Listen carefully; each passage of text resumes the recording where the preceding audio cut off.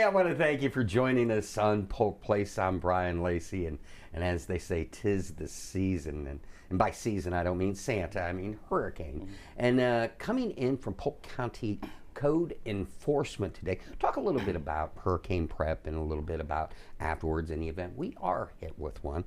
That would be Tanya Long. She is a field investigation supervisor. Welcome to the show. Hi, good morning. And Steve Gaston, he's a certified code investigator with Polk County Code Enforcement. Welcome to the show. Good morning. Thank you. So, Tanya, talk to me a little bit about your background and what you do within Polk County Code Enforcement. So I have been in code enforcement now for almost 20 years, so pretty long time. Seen quite a few hurricanes come and go. So over the years, I've been able to put into place some things to help citizens to help ride the storm out a little bit better at the end. So after 20 years in the business of code enforcement, we are here, and I am here to ensure the safety of our residents before, during, and after our hurricane seasons. Now, Steve, talk to me a little bit about your background. How'd you get started in code enforcement, and how long have you been with Polk County? My background is primarily public safety. I've worked in that field for over 20 years. I moved to Polk County just over a year ago, and just happened to have an open position, and they were willing to accept me, so I took the job. But generally, one of the things that I see, is I enjoy doing this job so far. So, but that's primarily my background. When I do the job, you do get a sense of satisfaction when you see owners cleaning up their property. So I do take pride in that and watching them, bring the property into compliance. In one of the meetings, it was proposed that, and don't get me wrong, I love the work that you guys do, and I've been out with you, but it was proposed that two things that you don't want to see: hurricanes coming and code enforcement at your door. And when you add the two, one of the things that we're here to talk about today is making sure that the residents can police their own areas. Talk to me a little bit about some of the things that the residents can do that you guys can help them, give them tips, or just stop by and say, hey, you may have this, you may have this. What are some of the things that you're looking for? So a few of the things that we do look for is the condition of your yard, scrap metal, junk, trash, debris, open storage of items maybe that shouldn't belong out in a yard. Getting those stored away or picked up or disposed of properly. Those kind of items I've seen over the years after working multiple hurricanes end up not only in your yard but in neighbors' yards, causing more damage to structures and cars as they become wind-blown debris. So taking steps now to get those kind of things cleaned up, put away, goes a long way towards helping a community recover after the fact. The resiliency of a community depends on us taking the steps now to get some of those things done. A few other things like on your home, minor stuff that really might not take a lot of money right now, maybe just a little time and effort, hanging fascia or soffit, siding that's loose. Once hurricane force winds start hitting a property, those items get ripped off easily, leaving your home more vulnerable to more extreme damages and in the long run more costly damages after the fact that the storms have gone through.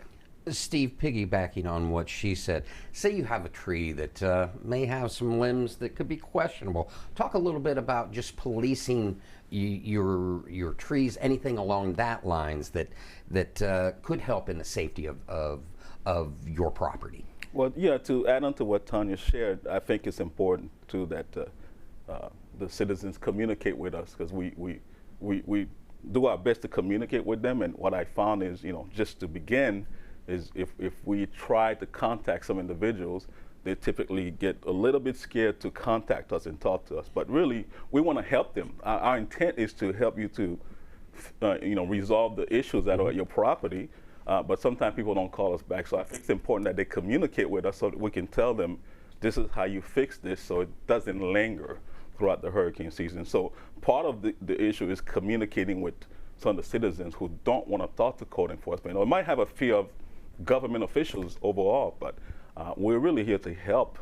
So the beginning of that is calling us back and communicating with us so we can help you. But typically, if no one contacts us, for example, for that tree, is we would have to tag the violation or make it official. And when taking care of trees that are hanging or rotten, it's important that we cut them properly and put them on the right of way, but make sure it's in compliance. You don't want to create excessive bulk waste. So make sure they're contained, they're in a bin, or they're in a bag. If not, then that can potentially become a violation. But not just that, when the hurricane does happen, they become projectiles. So you want to avoid that. So make sure you dispose of the tree properly so that it doesn't become an issue for you or your neighbors. Tanya, being a veteran of several hurricanes within the county, you've got 20 years here. One of the things that folks may or may not realize, within the Emergency Operations Center, there are ESFs, and depending upon whether it's nonprofits, whether it's electricity, whether it's public safety, one of the ESFs that you guys belong to really deals with what happens after the hurricane. Talk to me a little bit about after the hurricane, because you guys sitting right out the storm within the EOC and know where the majority of damage is, and then you guys kind of get out in the community and help with that. So code enforcement's primary role after the storm has come by is to go from a code enforcement traditional role to a more community resource-based endeavor. We are one of the part of the damage assessment teams for the county, which goes out to assess damage within the community and on structures that may have obtained damage along the way. And that is the guiding force behind getting FEMA funding to help our citizens recover in a more timely manner. So we become that community resources. We're out in the community, we're seeing where the need is helped. Like you said, we have partners back at the EOC across many nonprofits, jurisdictions, utility companies, and we can get those messages back to those folks to get those hardest hit areas the help they need, whether it's power first, whether it's water, whether it's meals, those kind of things. It allows us to be able to get out there and become that more community-focused resource for our citizens instead of the traditional code enforcement role that we play, the other 6-10 months out of a year. Steve, what I want you to do is elaborate a little bit more. The storm has passed. There's obviously damage to houses. You guys are there to help them recover from the storm.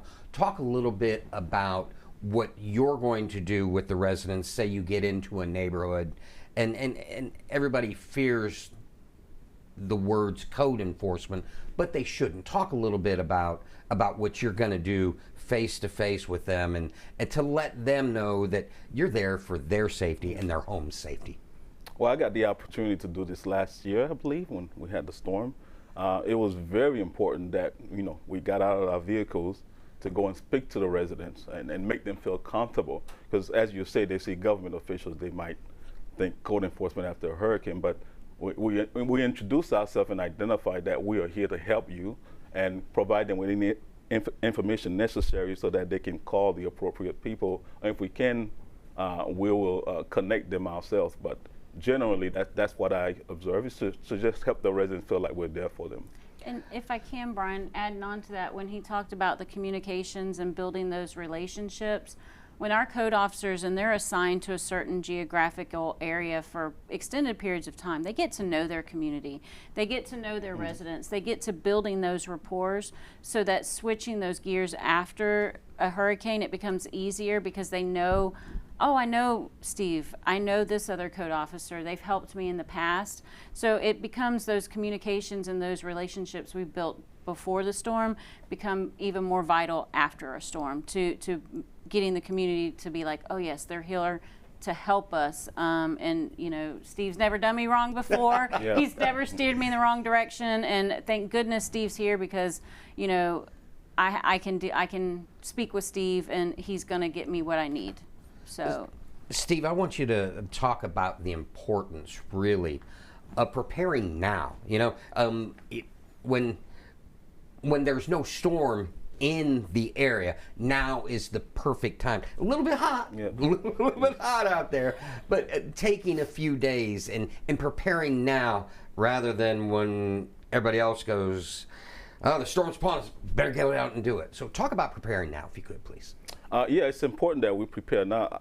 Obviously, when the storm does come or when there's an announcement of a storm brewing, you're going to have to compete with every single individual in your neighborhood, such as going to Home Depot or wherever to buy the tools you need. So that adds stress, and obviously it's a lot more difficult to help you if you need help when there's 1,000 people calling for help instead of just you calling. So preparation is the key.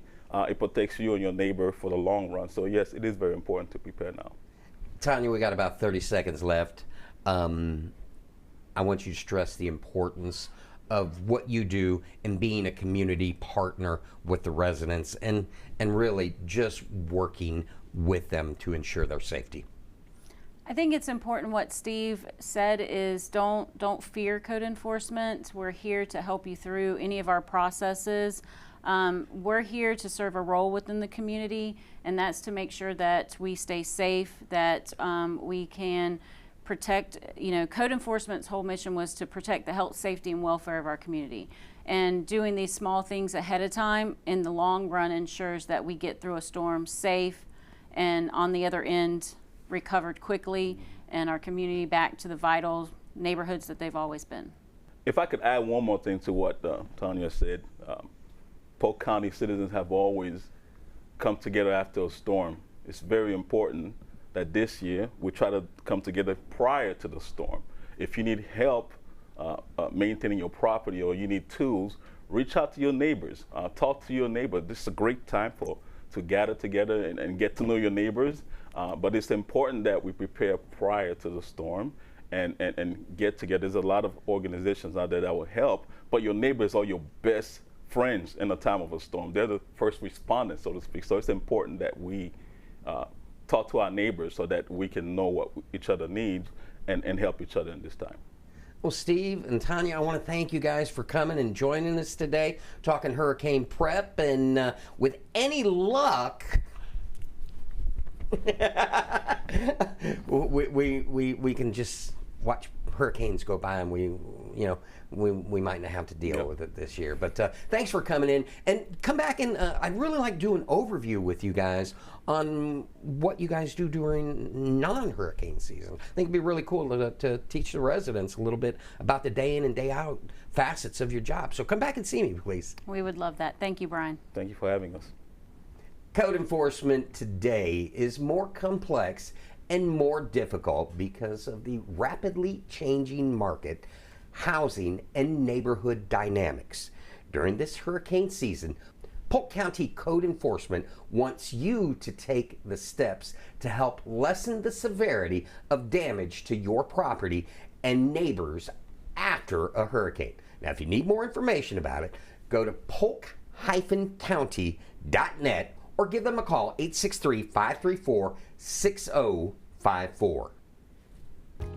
If you enjoyed that episode of Polk Place, I invite you to like, share, and subscribe to the channel, and even check out the next one.